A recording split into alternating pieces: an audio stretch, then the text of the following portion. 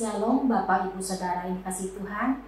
Pada pagi hari ini kita akan membaca dan merenungkan firman Tuhan yang terambil dari Mazmur 23 ayat 1 sampai 6. Dan sebelumnya mari kita berdoa terlebih dahulu. Bapa, kami mengucap syukur untuk hari yang masih Engkau percayakan bagi kami.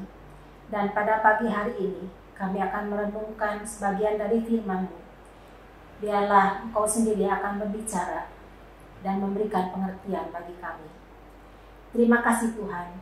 Dalam nama Tuhan Yesus kami sudah berdoa dan mengucap syukur. Amin. Baik Bapak Ibu Saudara sekalian, kita akan membaca dan merenungkan dari Mazmur 23 ayat 1 sampai 6. Dan ayat ini sudah begitu terkenal, bahkan sudah sering kita nyanyikan. Nah, pada saat Daud menulis syair ini, Daud sedang dalam masalah, di mana Daud sedang dikejar-kejar oleh musuhnya. Tapi justru di dalam keadaan tertekan itulah, Daud tidak bersungut-sungut pada Tuhan. Tapi justru Daud berhasil mengubah cara pandangnya dengan mengatakan bahwa Tuhan adalah gembalaku, takkan kekurangan aku. Daud mengatakan, Tuhan adalah gembalaku, karena Daud pernah memiliki pengalaman pribadi, di mana Daud pernah mengembalakan domba-dombanya. Dan Daud selalu menuntun, menjaga, merawat, dan melindungi domba-dombanya. Sehingga Daud percaya bahwa Tuhan adalah gembalaku. Tuhan pun pasti akan menuntun, menjaga, merawat, dan melindunginya dari persoalan yang sedang Daud alami.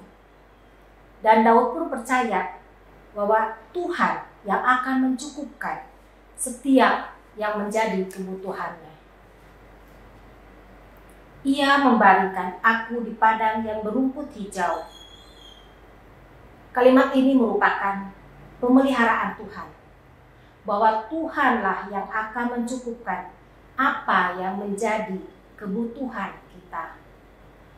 Dan melalui setiap berkat yang kita terima, itulah pemeliharaan Tuhan. Dan sudah seharusnya kita mengucap syukur atas berkat yang kita terima.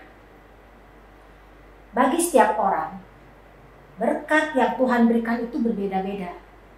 Dan semua sesuai dengan kebutuhan kita dan sesuai dengan rencananya. Jadi, bukan sesuai dengan keinginan kita. Ia membimbing aku ke air yang tenang. Ia menyegarkan jiwaku. Sebagai seorang gembala, ia pasti tahu bahwa dalam kehidupan manusia harus ada keseimbangan antara kebutuhan jasmani dan kebutuhan rohani. Oleh sebab itu, ketika kehidupan kita dihimpit oleh banyak masalah, maka ia membimbing aku ke air yang tenang. Sebagai seorang gembala, Tuhan selalu ingin dekat dengan domba-dombanya. Dan Dia rindu agar kita datang dalam doa dan duduk diam dengan tenang, damai. Kita biarkan air itu mengaliri dalam kehidupan kita, seluruh tubuh dan jiwa kita. Hingga akhirnya kita boleh disegarkan kembali jiwanya dan beroleh kekuatan yang baru. Karena hanya dalam Dialah yang sanggup memulihkan saudara dan saya. Ia menuntun aku di jalan yang benar oleh karena namanya. Menuntun berarti Dia berjalan bersama-sama. Dia ada di dekat kita. Dia ada di samping kita. Jadi artinya kita tidak berjalan sendirian. Seorang gembala pasti akan menuntun domba-dombanya pada jalan atau arah yang benar. Begitu pula dengan Tuhan. Dia pasti akan menuntun dan membimbing kita ke jalan yang benar, supaya kita tidak tersesat. Tapi seringkali kita mengikuti jalan yang berbeda, hingga akhirnya kita tersesat. Tapi pada saat kita tersesat, Tuhan pasti akan terus mencari dan memanggil domba-dombanya untuk kembali ke jalan yang benar. Ayat selanjutnya mengatakan, sekalipun aku berjalan dalam lembah kekelaman, aku tidak takut bahaya.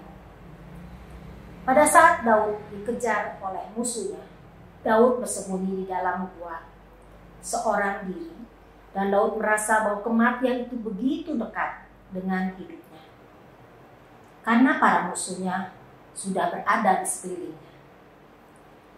Daud saat itu seolah-olah berada di jurang yang paling dalam, dan bayang-bayang kematian terus berjalan semakin dekat.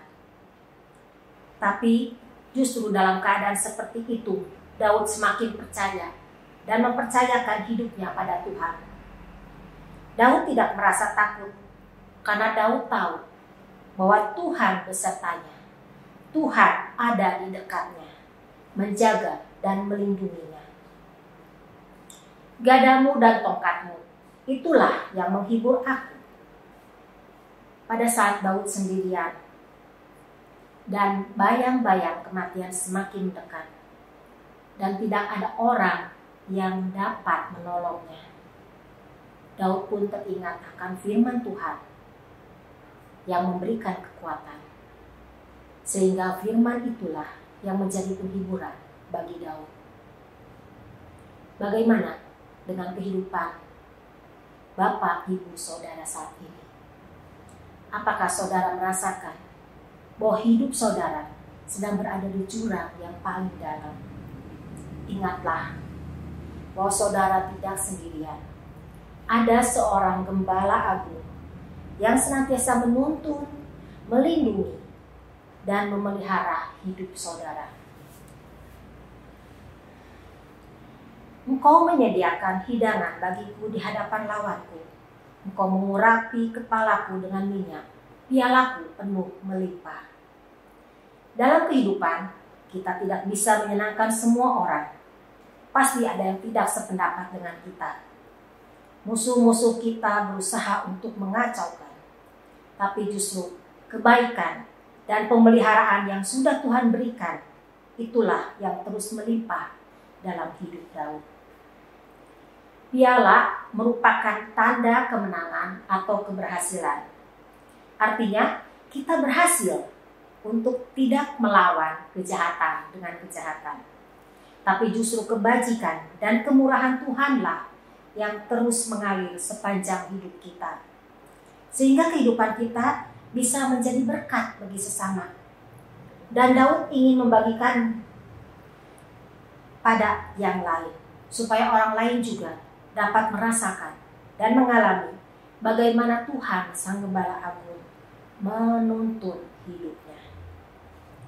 Kebajikan dan kemurahan belaka akan mengikuti aku seumur hidupku, dan aku akan diam dalam rumah Tuhan sepanjang masa. Daud saat itu hidup dalam pengejaran musuh-musuhnya.